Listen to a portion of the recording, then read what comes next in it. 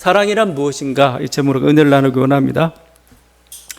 오늘 말씀은 사랑은 오래 참고로 시작하는 그 사랑 예차, 사랑의 송가, 사랑 찬가라고 할 수 있습니다. 저는 이 말씀을 묵상하다가 떠오르는 노래가 있었어요. 존 레논의 러브입니다. 러브. Love is real, love is feeling, feeling is love. 제가 존 레논 정도의 목소리면 같이 할 수 있을 것 같은데 단순하게 계속 이렇게 합니다. 사랑은 받기를 원하는 것, 사랑은 터치, 사랑은 다가가는 것, 사랑은 당신, 사랑은 아는 것, 사랑은 자유, 사랑은 살아있는 것, 사랑은 요구하는 것. 계속 love is 계속 가죠. 굉장한 어떤 다양한 어떤 사랑의 정의를 이렇게 막 쏟아놓고 있습니다. 근데 보면은 어떤 사랑에 대한 어떤 객관적이거나 어떤 일반적인 정의가 아니에요. 그냥 자기가 실제 사랑하면서 어떻게 느꼈던 여러 가지 감정들을 이렇게 나열하고 있는 거죠. 정말 어떤 필링이라는 굉장히 중요하고 뭔가 또 주고받는. 그래서 여기 love is real이라는 표현, real. 그러니까 real이란 번역하기 좀 그렇죠. 사랑은 실제다. 아니면 현실이다도 얘기할 수도 있고 진짜다 이렇게 얘기할 수 있는 그런 건데 이런 사랑의 노래를 사실은 사도 바울이 2000년 전에 먼저 했다는 겁니다. 오늘 우리가 같이 읽은 이 말씀 사랑장이라고 부르는 이 말씀입니다. 근데 역시 고린도전서 13장에 여기 이것은 어떤 사랑에 대한 정의가 아닙니다. 그냥 단순히 그냥 어떻게 보면 사랑이 현실입니다. 현실적인 사랑이란 게 뭐냐를 보여주고 있어요. 사랑하는 방법이 뭐냐를 가르쳐주고 있는 겁니다. 지금 15개인데 15개가 보석처럼 정말 사랑을 완벽하게 조명하고 있다. 물론 그렇게 볼 수도 있겠는데 그렇지 않고 이게 사랑이야. 사랑은 이렇게 하는 거야 라고 이렇게 우리들에게 가르쳐주고 있는 거죠. 그래서 여러분이 그 4절부터 7절까지 보게 되면은 동사가 15개입니다. 15개인데 그게 전부 동사예요.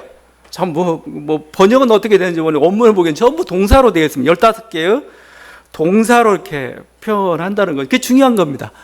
그러니까 사랑이라는 건 형용사가 아니에요. 사랑은 자유, 절대 이런 거 아닙니다. 그냥 거기 그냥 참는 거야. 이런 식이죠. 추상명사가 아니고 형용사도 아니고. 그래서 한때 유행했던 말이 사랑은 움직이는 거야 라고 했죠.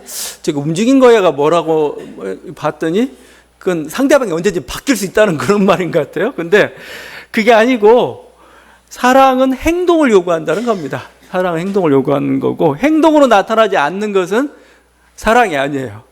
난 너 사랑해 하면서 사랑은 표현해야 될 거 아니에요. 그 표현이 사랑이지 그냥 마음속에만 갖고 있으면 그건 사랑이 아니라는 거죠. 저는 이 사랑과 관련돼서 특별히 15개의 주제를 제가 2009년도에 강해 설교를 한 적이 있어요. 젊었어요. 생각해 보니까 그걸 15개를 그냥 하나씩 그냥 풀어가지고 했어요.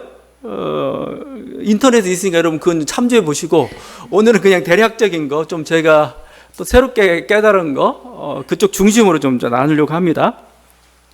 15개의 동사가 있는데 15개의 동사를 이렇게 보다 보면은 반복되는 게 있어요. 보니까 제일 먼저 시작한 요거죠. 사랑은 오래 참고 이거하고 그 다음에 제일 마지막에 모든 것을 견딘다. 그 다음에 가운데 그 7절에 모든 것을 참는다. 사랑은 오래 참고 모든 것을 참고 모든 것을 견디고 약간의 그 뉘앙스의 차이는 있지만 거의 그냥 참는다는 말입니다. 인내라는 말이죠. 굳이 그 뜻을 구분한다면 오래 참는다는 것은 시간만 얘기하는 게 아닙니다. 오래 참는다고 얘기할 때 심한 어려움을 장기간 견뎌낸다는 겁니다. 오늘 보게 되면 그냥 오랫동안 참는다 정도만 아니고 심한 어려움, 아주 큰 어려움을 견뎌낸다 이런 의미를 가지고 있어요.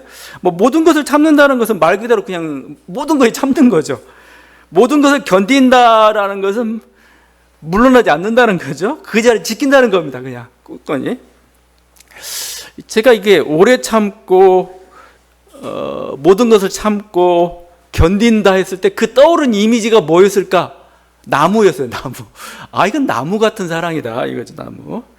나무는 비바람이 몰아쳐도 그냥 아랑곳하지 않습니다. 굳건히 견디죠. 저게 좋은 물이 있고 저게 좋은 양분이 있다고 해서 쉽사리 옮겨가지 않아요. 그냥 굶어 죽을지언정, 말라 죽을지언정 그 자리를 지키는 게 나무입니다. 언제 보아도 그대로이고 든든한, 그래서 버팀목과 같다, 이렇게 우리가 얘기할 수가 있는데, 바로 우리들에게 그런 사랑을 요구하고 있어요. 사랑은 그래서 15장인데, 15개인데, 결국 참는 것으로 시작해서 참는 것으로 마치는 겁니다, 이게. 결국 이게 참는다는 게 결국 뭘까? 왜 참아야 되는가라고 생각해서 결국은 이건, 그러니까 관계를 단절하지 않겠다는 겁니다. 그러니까 쉽게 얘기하면은 이게 둘이 서로 사랑하고 이렇게 공동체를 이루고 있는데 마음이 안 맞아요. 자기 뜻대로 되지 않는 거죠. 인간관계라는 거. 그래서 안 참으면 어떻게 됩니까? 관계가 끊어지는 거예요. 그러면 더 이상 이건 그냥 없어지는 겁니다. 그냥. 그건 뭐 사랑할 수도 없어요. 그러니까 가장 기본 조건은 일단 같이 있는 거예요. 끝까지 같이 있으려면은 참아야 돼요. 견뎌야 됩니다, 이거. 그렇지 않으면 관계가 파괴되니까요, 결국. 남녀 간의 사랑은 좀 예민하죠. 예민하기 때문에 오래 참고가 힘들죠. 그냥 집어치워, 그냥 하죠. 근데 부모 자식 간의 사랑은 오래 참을 수밖에 없어요. 왜냐면 끊을 수가 없으니까, 이건 어떻게 버려버릴 수도 없고. 그러면 이건 참아야 돼요. 참지 않으면 그 관계를 유지할 수가 없고, 그렇게 되는 거죠. 남녀 간의 관계도 마찬가지입니다. 남녀 간의 관계도 정말 사랑하려면 그 관계를 유지하기 위해서는 역시 기본이 참는 거죠. 분노하고 포기하는 순간 그야말로 님이 남이 돼버린 겁니다. 점 하나만 찍어서 님이 남이 되는데, 그게 뭐냐? 포기하는 순간 그렇게 되는 거예요. 난 안 참아, 이제. 안 참아하는 순간 그냥 그렇게 돼버리죠. 그래서 님을 유지하려면은 참는 수밖에 없습니다. 인간관계가 그렇지만 제가 보니까 오래 참고의 대명사가 하나님인 것 같아요. 하나님은 사랑이신데 그 사랑의 가장 중요한 속성이 뭐냐? 오래 참는 겁니다. 인내라고 표현하죠. 저는 하나님의 우주 창조와 하나님이 섭리하는 그 과정이 인내라고 생각을 해요. 지금도 좀 한국 교회나 한국 신학계에서는 이 창조 과학하고 진화론과의 관계 때문에 싸우고 있습니다, 지금. 그냥 일반 사람하고 이번에 최근에 보니까 서울신학대학에서는 어느 교수가 창조 과학을 비판했다고 해서 제명을 시키려고 막 이렇게 하고, 그거에 또 반발해가지고 막 또 한 싸움이 붙고 있어요. 참 웃기죠. 지금 이제 과학은 거의 137억 년의 역사와 또 진화론 같은 걸 인정하고 있는데, 지금 교회만 그냥 6,000년, 길어봤자 1만 년 이내에 우주나 인간이 뿅 하고 창조됐다. 지금 이걸 이렇게 믿고 있고 아주 그냥 교회 안에서 굉장히 우리가 신앙이 있는 것처럼 생각을 하죠. 근데 세상에 나가면 얼마나 어리석은 일이 좀 되어 있는지 모르겠어요. 그래서 이런 창조과학류의 신앙하고 이렇게 보죠. 이것은 진화론적 창조가 서로 이렇게 싸우고 있습니다. 둘 다 신앙 없다고 얘기하지 마세요. 왜냐하면 둘 다 하나님의 절대 창조를 믿습니다. 믿는데 그 방식이 뿅 하고 창조됐느냐, 뿅 창조라고 얘기하죠. 그게 6,000년 전 창조입니다. 아니면 오랜 세월 끝에 137억 년이라는 그 인내의 시간 끝에, 왜 인내란 표현을 쓰고 있냐면 하나님도 능력 있잖아요. 그 능력 한꺼번에 쏟아부으면 되는데 쏟아붓지 않고 뭐예요? 참아서 오랜 세월을 참아가지고 인간이 탄생하기까지 이렇게 서서히 이렇게 왔다는 거죠. 그런 면에서 제가 인내라는 표현을 쓰고 있습니다. 적절한 때와 적절한 환경을 기다렸던 거죠. 마치 저는 이건 아이를 기르는 부모의 마음과 같다 봅니다. 아이를 기르는. 보면 뭐 요즘도 그렇겠지 모르겠는데 참 아이의 키를 항상 제조막 옆에서 체크합니다. 이놈 언제 자라나 언제 자라나. 나중에 보니까 자라 있어요. 이렇게 자라 있습니다. 훌쩍 커 있죠. 그냥 기다리면은 성장해서 자라게 되어 있어요. 근데 막 조급한 부모는 뭐예요? 막, 야, 안 되겠다. 잡아들이자. 아니면 약이라도 먹여 크게 하자. 그럼 또 부작용 납니다.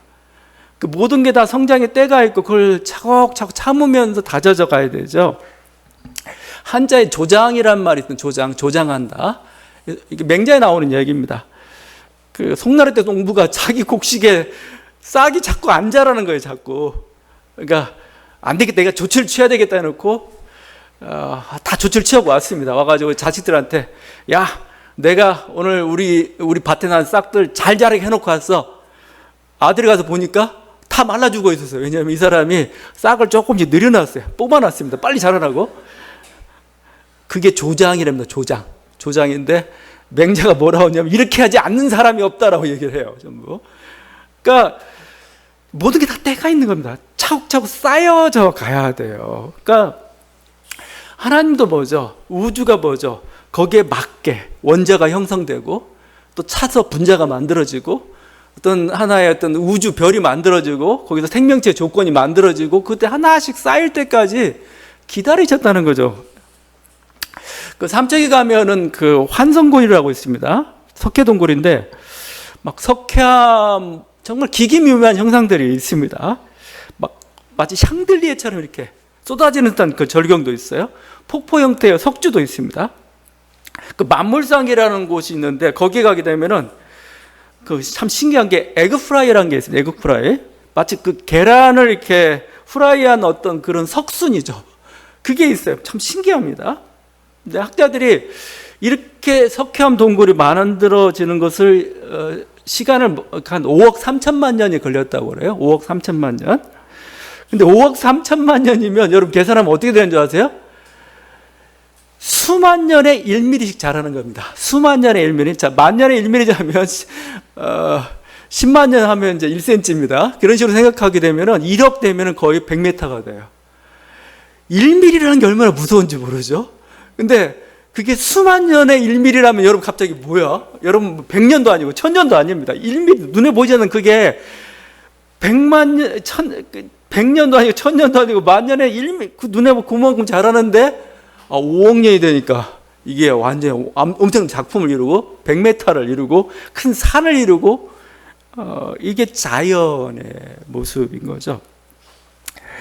저는 이게 하나님의 인내라고 그걸 지켜보고 있는 하나님 갑자기 눈에 연상이 돼가지고 갑자기 인내란 말을 썼어요. 성질 같아서 뽑아들고 싶은데 그렇지 않고 그렇게 되면 안 됩니다. 왜냐하면 스스로 깨닫고 스스로 채워지고 때가 돼야 뭐요? 거기에 맞는 한 단계 발전을 하게 되는 거고 그런 과정들을 거쳐가고 있고 지금 우주는 뭐야? 아직도 완성이 안 됐어요. 안 됐습니다. 더 넓은 세계를 향해서 우리는 더 진화된 세계를 향해서 우주는 계속 자라가고 있습니다. 그러기 위해서 우리의 의식이 성장해야 돼요. 우리 의식이라는 게 아직도 뭐야? 굉장히 이기적이고 자기만 아는 존재거든요. 이래가지고 하나님 원하는 그 창조 그 아름다운 완성이 되지 않습니다. 모든 이기심도 버리고 이제 뭐죠? 뭔 우주와 내가 정말 하나가 되어가는 그런 의식이 될 때까지 하나님 참고 계셔요. 그래서 이제 근데 갑자기 야 이리 와 일렬로 와 이쪽으로 와 막 안 해요? 그럼 내가 심판하겠어. 그게 이제 하나님의 저는 분노 폭발이라고 봅니다. 근데 하나님 그렇게 하지 않으세요. 그래서 저는 우주가 지속되는 것도 결국 하나님의 인내라고 좀 표현할 수가 있습니다. 거룩하신 하나님 바로 심판하실 수 있어요. 근데 안 하세요. 왜냐하면 참고 계시기 때문에 그렇습니다. 뭘 참고 계세요? 지금 의로 하나님 말씀으로 하나님 뜻으로 돌아오기를 기다리시는 겁니다. 돌아와라 이거 돌아와라. 깨닫고 돌아오라요. 지금 우주란 작품이 하나님 보시기엔 뭔가 잘못되고 뭔가 좀 안 좋은 모습도 부족한 모습도 있는데 하나님은 참고 계세요. 그래서 결국 하나님 원하는 그 아름다운 그 그림에 합하기까지 뭐요. 그래서 자연에는 그래서 질서가 있고 시간이라는 게 항상 필요합니다. 그 시간을 채우기까지 그걸 다른 식으로 표현 전체가 하나님 인내라고. 기적이나 급격한 변화는 하나님 분노 폭발이에요. 자연계에서 기적과 이런 것들이 자주 일어나면은 자연계가 불안정합니다. 안 돼요. 자연계 불안정해요, 사실은요. 우리가 믿는 바가 있어야 될 거 아니에요. 이렇게 꾸준히 다져서 이렇게 가는구나라고 갑자기 뭔가 펑펑펑 쏟아지기 시작하면은 그냥 그걸 무질서라고 얘기하는 겁니다. 하나님 가끔 기적을 보여주시죠. 근데 기적이 매몰되면 안 돼요. 왜냐하면 자꾸 우리들이 그 하나님 살아계심을 모르고, 또 우리들이 가야 될 어떤 영원한 세계에 대해 눈을 뜨지 못할 하나님이 갑자기 우리 뒤통수를 내려치듯이 일어나는 게 기적이라는 사건이지, 기적이 일반화되면 안 돼요. 그건 안 되고, 하나님은 참아가면서 인내가 바로 자연 법칙이 되었던 겁니다. 이게 실제적으로요. 그래야 우리가 견고히 서고 그런 거죠. 그래서 바울은 이 인내를 알기 때문에, 인내가 사랑의 시작을 알기 때문에 사도됨의 첫 번째 조건이 뭐냐, 사도가 뭐냐라고 여러 가지 얘기하죠. 근데 고린도도 이렇게 얘기하죠. 내가 사도의 표가 된 것은 내가 너희 가운데서 모든 참음과 표적과 기사와 능력을 향한 모든 참음이 먼저 나옵니다. 인내했다. 아주 이게 사도의 가장 큰 성품이고 어떤 표징이다, 이렇게 얘기하고 있어요. 사랑은 참음에 있습니다. 그러니까 이혼 도장을 찍는 순간, 아니면 별거하게 또 결정하는 순간 사랑 끝인 거죠. 관계는 끝나버린 겁니다. 참다 보면은 언젠가 상대방이 바뀔 수가 있습니다. 참다 보면 서로 맞출 수가 있습니다. 참다 보면 더 이상 문제 삼지 않을 정도로 단련이 될 수도 있어요. 아니면 참다 보면 뭐죠? 그냥 참으면서 살아가는 거죠. 아예 그냥 견디자, 그냥 이렇게. 그러면 사랑은 관계가 지속될 수가 있습니다. 근데 그걸 포기하는 순간 그야말로 모든 게 없어져 버리는 거죠. 그래서 그 인내라는 겁니다. 여기 그 사랑에 대한 얘기하면서 그 사랑의 속성이 이렇게 또 구분해 보면은 8개가 부정형 형태입니다. 부정 형태. 그러니까 15개인데 그중에 8개가 뭐뭐 하지 않고입니다. 시기하지 않고, 자랑하지 않고, 교만하지 않고, 무례히 행하지 않고, 자기의 유익을 구하지 않고, 성내지 않고, 악한 것 생각하지 않고, 불을 기뻐하지 않는다. 사랑은 뭔가 긍정형으로 표현하고 싶잖아요. 근데 부정형으로 이렇게 표현을 했어요. 예전에 항상 우리가 학급 회의 시간에 하게 되면 부정하게 되면 항상 선생님들이 싫어했어요. 야, 긍정형으로 바꾸자. 하지 말자로 하지 말고 하자로. 근데 오히려 하지 말자가 더 좋을 때가 있습니다. 왜냐하면 분명해요. 이거 안 하면 됩니다. 이거 안 하면 사랑이라는 거예요. 10계명인데 그 중에 2개만 빼고 8개가 전부 하지 말라는 겁니다. 이거 하지 마, 저거 하지 마. 그래야 우리도 지키기 편해요. 하나님 어떻게 사랑해요? 이거만 조심하면 되겠구나. 남은 마음대로 해도 되는구나. 굉장히 단순하고 명료한 거죠. 사랑도 지금 바울이 지금 명료하게 증가하고 있습니다. 이런 거 하지 않으면 그 사랑이야. 이웃을 사랑하면 너무 막연하잖아요. 막연한데 이렇게 저렇게 하지 않는 게 이게 사랑이야. 그러니까 어떻게 보면 가짜를 가려냄으로써 진품을 보여주는 거죠. 이게 진짜 사랑이란 이런 거야. 거기 사랑한다는 것은 뭐예요? 시기하지 않는다는 겁니다. 내가 저 사람 사랑해요. 저 사람이 잘 됐어요. 내가 시기심이 안 나요. 그럼 정말 사랑하는 겁니다. 저게 어떻게 나보다 어쩌고 이러고 있으면 안 되죠. 그 영혼이 잘 되는 게 기뻐하는 사람. 이게 진짜 사랑하고 있다는 거. 그게 사랑이라는 겁니다. 사랑하면 어떤 사람 앞에서 자랑하지 않습니다. 왜냐하면 내가 잘난 체 하다가 이 사람이 갑자기 또 실망하면 어떻게 돼? 저 영혼이 또 위축되면 어떻게 돼? 그러니까 조심하는 거죠. 만약에 내가 그렇게 자랑해도 저 사람이 정말 기뻐한다면 정말 그 둘은 사랑하는 관계입니다. 이렇게. 거기 또 교만한 것은 사랑이 아니라고 하죠. 교만이란 건 뭐예요? 기본적으로 상대를 무시하는 겁니다. 상대를 무시하고 상대를 약하게 보는 거죠. 그런 태도인데 교만하다는 것 자체는 뭐죠? 사랑하지 않는. 그러니까 그 주인과 노예 사이에 사랑은 가능하지 않아요. 여긴. 왜냐하면 굴종이고 뭔가 시해고 이렇게밖에 안 되는 거죠. 그래서 그건 사랑이 될 수가 없습니다. 교만해서는 안 되는 거죠. 거기에 사랑은 무례하지 않죠. 사랑한다면서 나 오늘 허물 없으니까 막 한다? 그건 사랑이 아닙니다. 그건 굉장히 무례한 것은 사랑이 아니다라고 얘기했어요. 무례하면은 결국 사랑이 깨져버립니다. 나중에. 그게 항상 그 사람들은 존중을 가지고 있어야 되죠. 자기의 유익을 구하는 것도 안 되죠.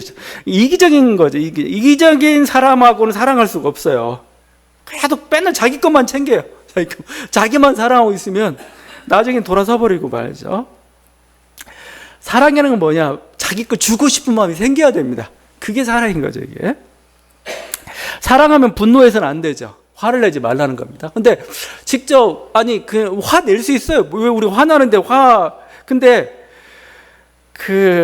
이 화나는 감정 배후에 저인간하면서 굉장히 경멸이랄지, 뭔가 인정하지 않는다랄지, 어떤 신체적 어떤 폭력의 의도가 있다면 이건 안 되는 겁니다. 그러니까 정당한 화하고 분노가 있어요. 분노라는 게 있어요. 분노. 뭔가 그 사람을 향하는 뭔가 이렇게 경멸이 들어가 있는 이런 건 안 되죠. 사랑은 또 악한 것을 생각하지 않죠. 악한 거라는 게 뭘까요? 그 사람이 잘못되는 걸 원하지 않는다는 겁니다. 그 사람이 실수했거나, 제가 이번에 좀 글을 읽다 보니까 일본인과 한국인을 이렇게 하는, 한국인은 분노를 많이 한다는 겁니다. 분노를 많이 하는데 한국인은 그 책 제목이 재밌었어요. 선을 넘는 한국인, 선을 긋는 일본인이었어요. 야, 좀 잘했다. 뭔가 이렇게 규정을. 왜냐하면 자꾸 한국인 선을 넘으려고 해요. 분노 폭발에다가 자꾸 개입하고 간섭하려는 게 좀 많습니다. 오지랖이 없다고 하죠. 근데 일본인들은 절대 자기 선을 지킵니다. 선을 넘으려고 하지 않아요. 그 좋은 거냐? 좋지 않아요. 딱딱 잘라버립니다. 잘라버리고 또 이건 내 영역이니까 들어오지 마. 여기 나의 질서가 있으니 여기 질서 깨트리지 마. 질서를 깨트리면 어떻게 하죠? 저주를 합니다. 그래서 일본인들, 제가 일본보다 재밌는 게 욕이 없어요. 일본 사람들은 그냥 바가야로인가요? 그게 최고의 욕이에요. 최고예요.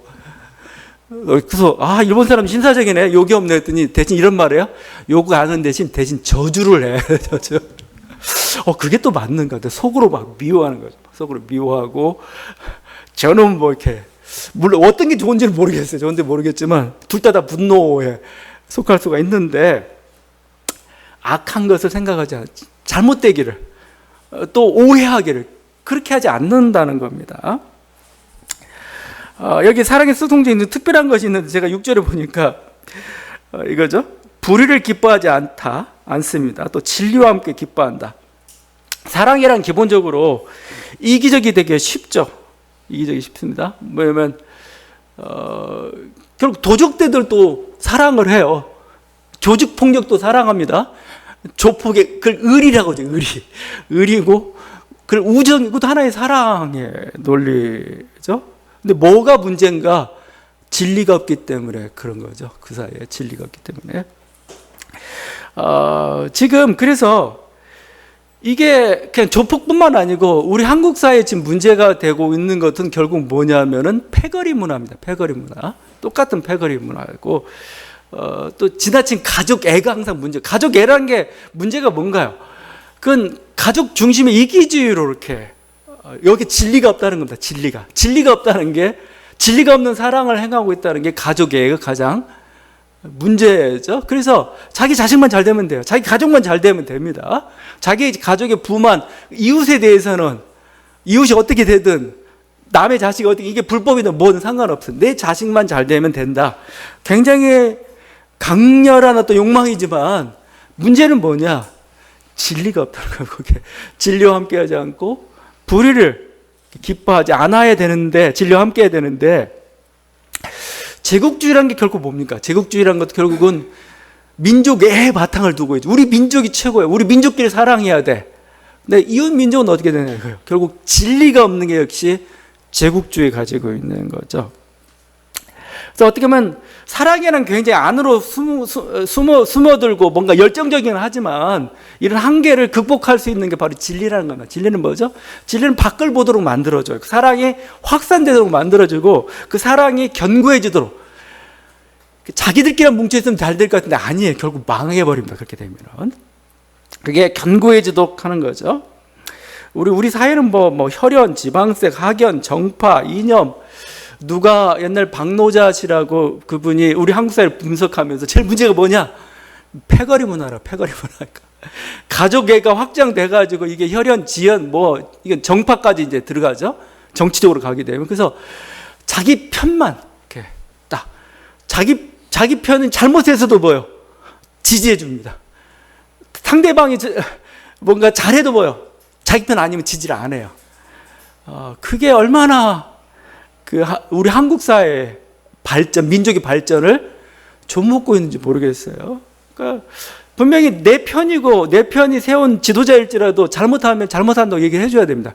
그래야 그 정파가 계속 오랫동안 지속될 수가 있는데 잘못해도 그냥 묻지마 지지만 하고 있으면 같이 망하게 되어 있어요, 서로.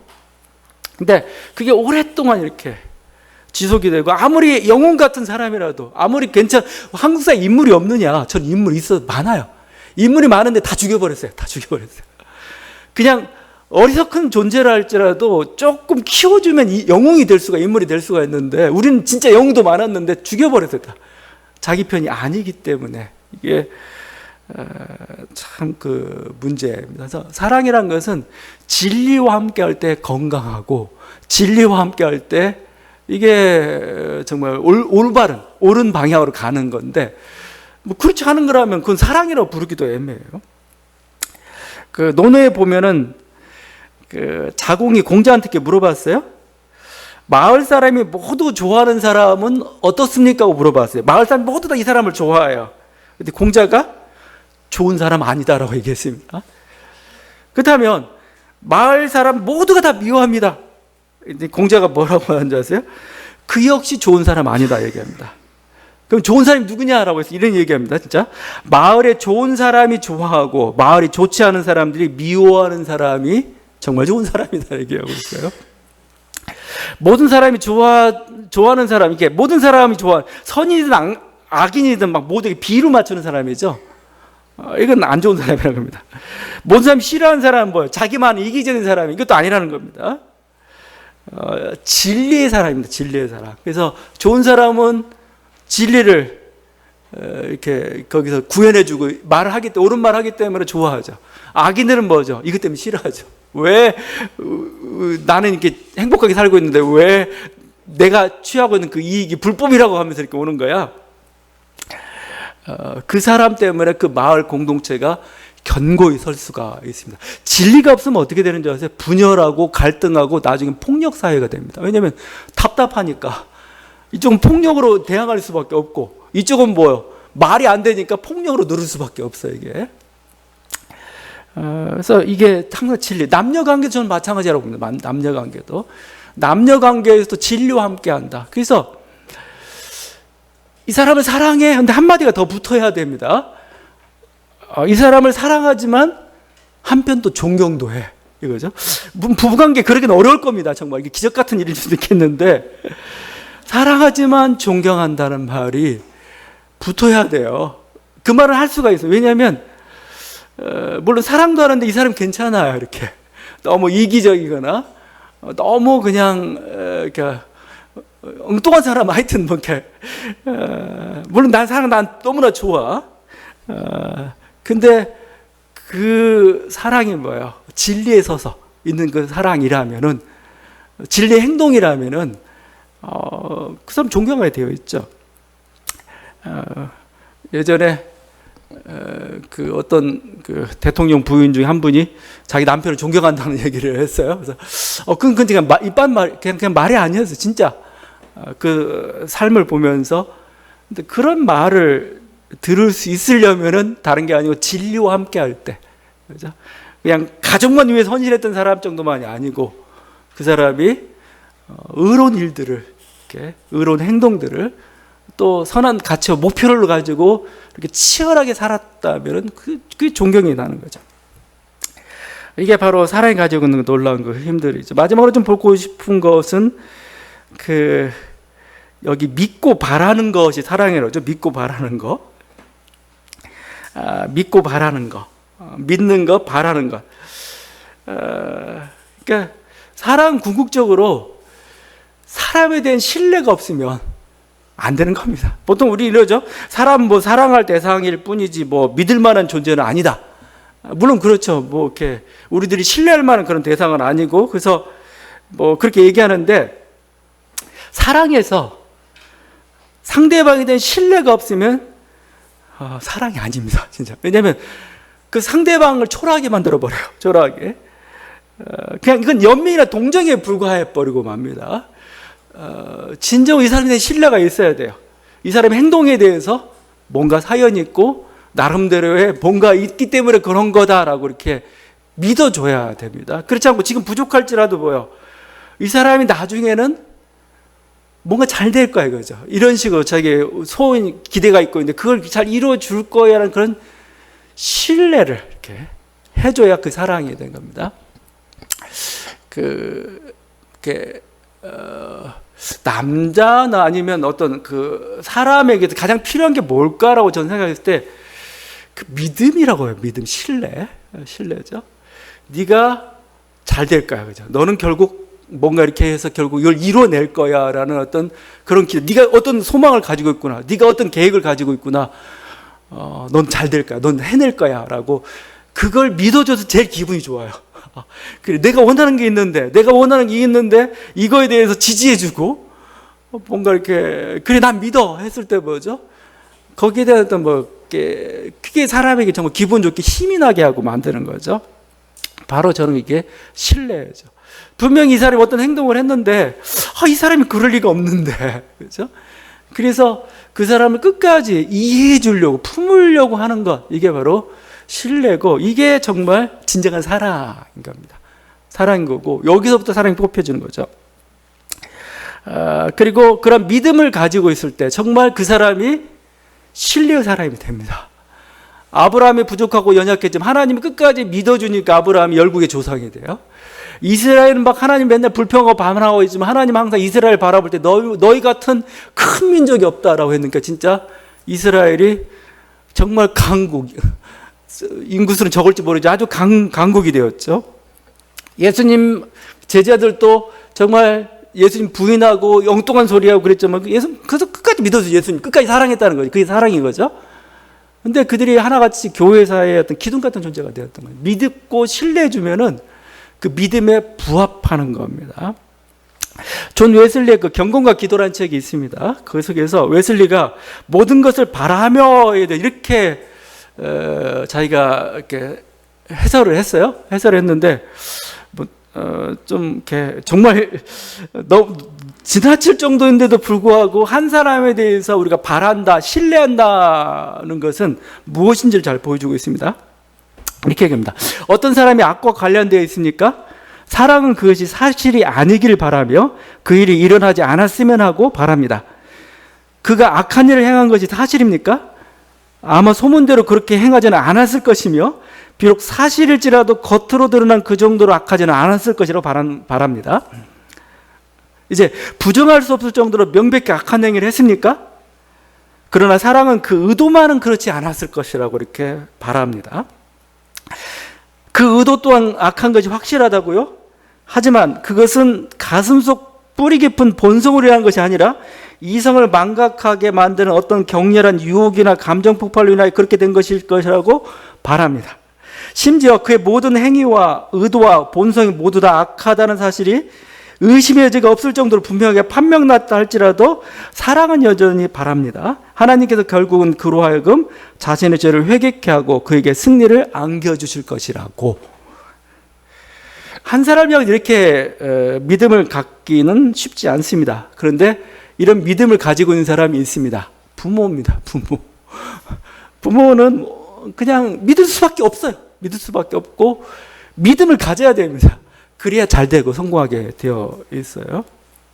하나님이 우리를 대하는 마음도 역시 그렇습니다. 근데 그 하나님이 우리를 대하는 이 믿음이라는 게 뭐예요? 이 믿음 때문에 우리가 그 기대에 부응하는 사람이 되고 실제 우리를 성장시킵니다. 이 은혜가 있는 저와 여러분들 간절히 바랍니다. 기도하시겠습니다.